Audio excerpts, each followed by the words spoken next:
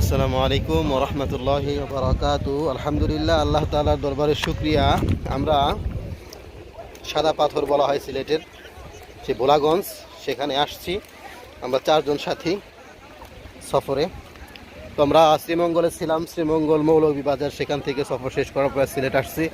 সিলেটে শাহজালাল মাজার পরিদর্শন করা শেষ করার পরে, জিয়ারত করার পরে আমরা আজকে ভোরেই চলে আসছি হলো এই ভোলাগঞ্জ সাদা পাহাড়। এখানে এটা সবচেয়েতে দৃষ্টি আকর্ষণীয় জায়গা, মানুষের মনে শান্তি মিলে। আমাদের সাথীভাইরা ওখানে গোসল করতেছে, আমি একটু এদিকে চলে আসলাম।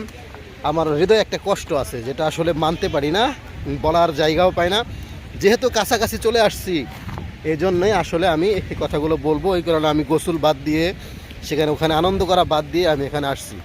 সেটা হলো, আপনারা আমার পিছনে যে পাহাড়গুলো দেখতে পাচ্ছেন, এই পাহাড়গুলো, এগুলো হলো ভারতের। শুধুমাত্র এই মসজিদটা বাংলাদেশ, ওখানে একটা বাংলাদেশের পতাকাও দেখতে পাচ্ছেন। তো সর্বোপরি বিষয় যেটা আমি বলবো, এই পাহাড় সেটা হলো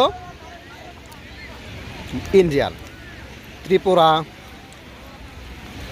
বাংলাদেশের, আসাম বাংলাদেশের। মাওলানা ভাষা নিয়ে একটা কথা বলছিলেন, আপনাদের মনে আছে কি না জানি না। তো ওরা আমাদের কাছ থেকে এমনভাবে এগুলোকে নিজেদের আয়ত্তে করে নিছে, এখানে আসলে শুধু দুঃখই লাগবে, কষ্টই লাগবে, হৃদয়টা ব্যথিত হবে। তো ঠিক এরকম আমারও হইতেছে, আমারও খুবই ব্যক্তিগতভাবে কষ্ট লাগতেছে, মাইনে নেওয়ার মতো না। কিন্তু সেই শক্তি আমাদের নাই, যার কারণে আমরা কোনো প্রতিবাদমূলক কিছু করতে পারি না। তবে হৃদয়টা রক্তক্ষরণ হচ্ছে, এত সুন্দর পাহাড়, এটা যদি আমাদের হতো, এত সুন্দর পাহাড়ের ওপাশ থেকে তো তারা নিতে পারতো, কিন্তু তারা টেকনিক্যালি নিজেরা পাহাড়গুলো সব নিজেদের নামে করে নিছে, সব পাহাড়গুলো নিজেদের নামে করে নিছে। আল্লাহ তাআলা আমাদের সকলকে, যেহেতু ওগুলো হাতছাড়া হয়ে গেছে, ভারত কখনো আমাদের বন্ধু না। আমি আমার অনেক ভিডিওতে বলছি, ভারত কখনোই আমাদের বন্ধু না, বন্ধু হতেও পারে না।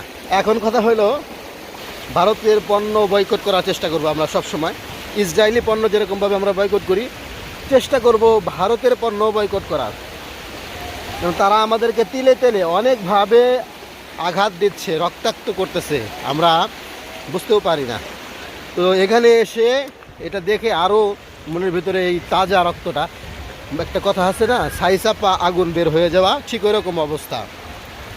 দেখেন, তো যাই হোক, ওই কষ্টগুলো ভুলে গিয়ে আপনারা সাদা পাথরে আসবেন। এটা খুবই চমৎকার জায়গা। ইনশাল্লাহ আমিও চেষ্টা করব আমার পরিবারকে এখানে নিয়ে আসার। এটা আজ হোক, কাল হোক, নির্দিষ্ট কোনো সময় পরে হোক, ভাই বোন যারা আছে সকলে একত্রে, মা সহ একত্রে আসার চেষ্টা করব। আল্লাহ তাআলা এতে করে তৌফিক দান করুন। আমার মাদ্রাসার ছাত্ররা হতে পারে, ছাত্রীরা হতে পারে, তাদেরকে নিয়েও ইনশাল্লাহ যদি সময় হয় এখানে নিয়ে আসব, তাদের ফ্যামিলি সহ, গার্ডেন সহ, শিক্ষক স্টাফ সহ সবাই একটা আসবো। যাই হোক, ভালো থাকুন। আমরা একটু, যে তোমার সাথীরা ওই দূরে আছে এবং আমার যে জায়গা, আমার এই চাবি আমার কাছে, লকার কোথায় আমি সেটা হারাই ফেলছি। কারণ ওইটাকে খুঁজে বাড়ি করতে হবে, এরপরে লকারের কাছে যাইতে হবে, আমি সেটা পাইতেছি না। যাই হোক, ভালো থাকুন। আসসালামু আলাইকুম ওয়া রাহমাতুল্লাহ।